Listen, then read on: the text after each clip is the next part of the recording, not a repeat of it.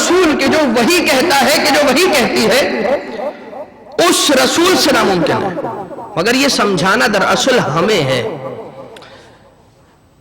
کہ علی علیہ السلام کی ولایت اور علی علیہ السلام کی حیثیت دین الہی میں، شریعت محمدی میں مرکزی قیل کسی ہے. اور رسول اکرم کو خدا تعالیٰ نے اس بات کا بھی دلاسا دیا اور اس بات سے بھی رسول کو آگاہ کر دیا کہ واللہ یعصمک من الناس، اے رسول آپ ڈریے نہیں، آپ پریشان نہ ہو، آپ قلق نہ کیجیے. واللہ یعصمک من الناس، انسانوں سے خدا آپ کو بچائے گا. تو اس کا مطلب یہ ہے کہ کچھ ایسے تھے کہ جن سے خوف تھا کہ اس اعلان کے بعد رسول کو نقصان پہنچایا جا سکتا تھا. خدا تعالیٰ نے ان تمام سے بچانے کا وعدہ خدا تعالیٰ نے رسول اکرم سے کر لیا. واللہ لا یہدی القوم الکافرین، اے رسول فکر نہ کیجئے، آپ اپنی اس ذمہ داری کو ادا کر دیجئے. جو مان لے گا وہ ہدایت کے راستے پر آ جائے گا، مگر جو کافر ہوگا خدا اسے ہدایت دے گا ہی نہیں. واللہ لا یہدی القوم الکافرین، خدا کافرین کی ہدایت نہیں فرمایا کرتا. اور سارے کے سارے آ کر ایک مقام پر کہ جس کا نام غدیر ہے، خم غدیر، رسول نے سب کو جمع کیا. آگے بڑھ جانے والوں کو پیچھے کی طرف بلایا گیا، پلٹایا گیا. جو آ رہے تھے راستے میں تھے، پہنچے نہ تھے، ان کا انتظار کیا گیا. آگے بڑھ جانے والوں کو پیچھے بلایا گیا، جو پیچھے رہ گئے تھے ان کا انتظار کیا گیا. یہ سارے کے سارے جب جمع ہو گئے، یہ ایک خاص سما باندھا گیا. اور بات یہ تھی کہ حجاج کرام، اور حجاج کرام سے بھی ہٹ کر آپ کو کچھ ایسی کتابیں ملیں گی کہ جن کا عنوان ہوگا سفرنامہ. سفرنامہ ابن بطوطہ، سفرنامہ فلاں، سفرنامہ فلاں. تو پرانے زمانے میں ہوا یہ کرتا تھا اور آج کے زمانے میں بھی ہوا کرتا ہے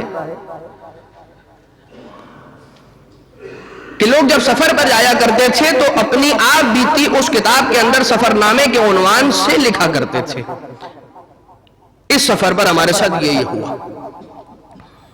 تو جب یہ سارے کے سارے حجاج پلٹے ہوں گے مدینہ منورہ یا اپنے اپنے شہروں میں، اور وہ افراد کے جو سارے کے سارے اس میدان خم کے اندر موجود تھے کہ جن کی تعداد 75,000 سے لے کر 1.25 لاکھ تک بتائی جاتی ہے، سارے کے سارے مختلف علاقوں سے اور مختلف شہروں سے آ کر جمع ہوئے تھے اللہ کے گھر کا حج کرنے کے لیے. اور جب پلٹ رہے تھے تو اس مقام پر اللہ کے رسول نے روکا اور اگلے پچھلوں کو سب کو جمع کرنے کے بعد یہ اعلان فرما دیا. پلٹے ہوں گے یہ سارے کے سارے اور جانے کے بعد بتایا ہوگا کہ بھائی دھوپ تو بہت تھی مگر ہمیں روکا گیا. اور کچھ افراد آگے نکل گئے تھے، انہیں دوبارہ پیچھے پلٹایا گیا، انہیں دوبارہ بلایا گیا. کچھ افراد تھے کہ جو پیچھے رہ گئے تھے، ان کا انتظار کیا گیا جب تک وہ آ نہ گئے تو اس محفل کا آغاز نہ ہوا. اور ایک بلند مقام پر کھڑے ہو کر بیان کرنے کے لیے ہمارے پالانوں کو جمع کیا گیا. پالان وہ کہ جو اونٹ کی پشت پر سوار ہونے کے لیے نصب کیا جاتا. آپ یہ سمجھ لیجئے کہ اگر یہ پالان نہ ہو تو اونٹ پر سفر کرنا مشکل ہے، ناممکن کے قریب. پالان وہ چیز ہے. آج کے زمانے میں اس کی کیا مثال ہو سکتی ہے؟ اگر آپ تمام افراد کی گاڑیوں کی چابیوں کو لے کر ایک جگہ پر جمع کر لیا جائے اور اس کے بعد مجلس کا آغاز کر دیا جائے تو وہ تاثر کے جو آپ تمام کے ذہنوں میں پیدا ہوگا وہ یہی تو ہوگا کہ آج ضرور کوئی ایسی بات ہونے والی ہے کہ جس کے لیے ہماری گاڑیوں کی چابیاں تک رکھ لی گئی ہیں کہ کہیں ایسا نہ ہو کہ ہم مجلس کے دوران ہونے والی اس اہم بات کو مس کر جائیں اور اپنی گاڑی میں سوار ہو کر تھکن کی وجہ سے یا کسی مہم امر کی وجہ سے نکل جائیں. پالانوں کو جمع کیا گیا اور اس کا ممبر بنایا گیا ایک بلند مقام کے جہاں پر آ کر ختمی مرتبت نے اعلان فرمایا. اور رسول اکرم صلی اللہ علیہ وآلہ وسلم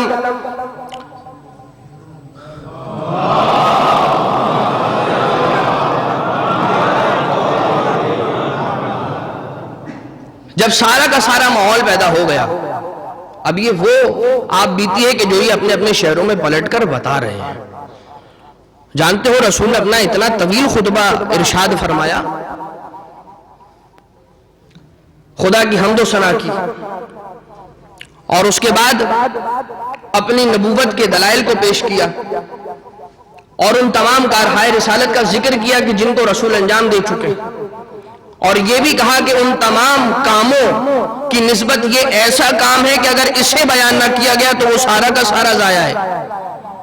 اور دیکھو تم تو سارے کے سارے جانتے ہو کہ جب اعلان نبوت بھی نہ ہوا تھا صادق و امین پکارا کرتے تھے، اور جو بھی میں کہا کرتا ہوں جو مجھے خدا کی جانب سے جبریل لا کر بتلا دیا کرتے ہیں میں اسے تم تک پہنچا دیا کرتا ہوں.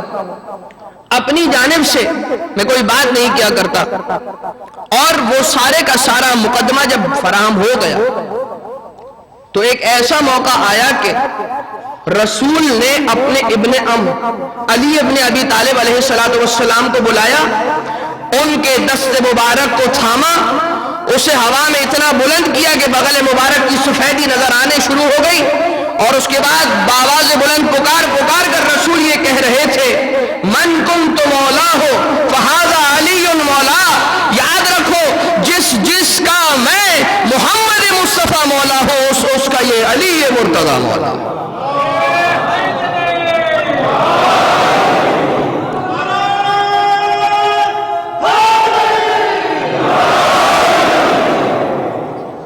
تو عزیزان محترم،